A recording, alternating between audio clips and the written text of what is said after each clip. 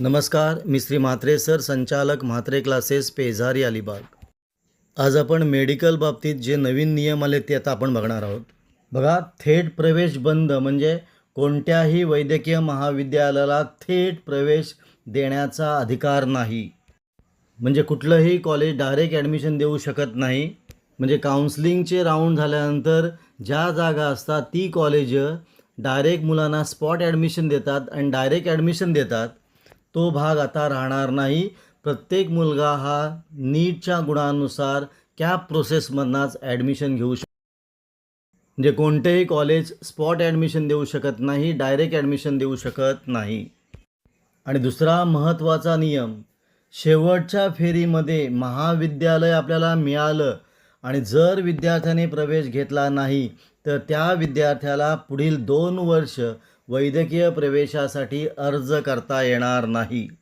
म्हणजे शेवटच्या फेरीमध्ये एखाद्या विद्यार्थ्याला एखादं कॉलेज मिळालं आणि त्या कॉलेजला त्यांनी जर ॲडमिशन घेतलं नाही तर त्याची ॲडमिशन कॅन्सल होईल आणि त्याला पुढच्या 2 वर्षासाठी वैद्यकीय प्रवेशाचा अर्ज भरता येणार नाही. ही सगळ्यात महत्त्वाची गोष्ट आहे, कारण त्या वर्षी जर कॉलेजला ॲडमिशन मिळालं आणि ॲडमिशन घेतलं नाही तर त्या वर्षी पण ॲडमिशन मिळणार नाही आणि पुढची 2 वर्ष कोणत्याही वैद्यकीय प्रवेशासाठी अर्ज करता येणार नाही. पुढे MBBSचा अभ्यासक्रम पूर्ण करण्यासाठी पहिली 9 वर्षांची मर्यादा होती. आता ती 9 वर्षाची मर्यादा वाढून ती 10 वर्षापर्यंत आणलेली आहे. म्हणजे MBBS पूर्ण करण्यासाठी मॅक्सिमम कालावधी दिला होता 9 वर्ष, तो आता 1 वर्षाने वाढवलेला आहे. तो आता 10 वर्ष करण्यात आलेला आहे. तसेच 12वी परीक्षेमध्ये भौतिकशास्त्र, रसायनशास्त्र आणि जीवशास्त्र म्हणजे PCB विषयामध्ये खुल्या आणि EWS वर्गासाठी 50% मार्क हवेत आणि राखीव प्रवर्गासाठी 40% मार्क आवश्यक आहे.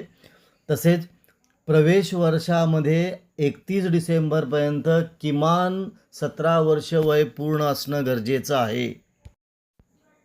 प्रवेश घेताना म्हणजे 31 डिसेंबरपर्यंत किमान वय 17 वर्ष पूर्ण असणं गरजेचं आहे. त्यापेक्षा कमी चालणार नाही. हे म्हणजे मेडिकल ॲडमिशनच्या प्रोसेससाठी नवीन केलेले नियम आहेत. हे नियम आपल्याला माहिती पाहिजे. आपण इथे थांबूया. तुम्हाला हा व्हिडिओ कसा वाटला? चांगला वाटला असेल, आवडला असेल तर शेअर करा, सबस्क्राईब करा. काही डाऊट असेल तर कमेंट करा.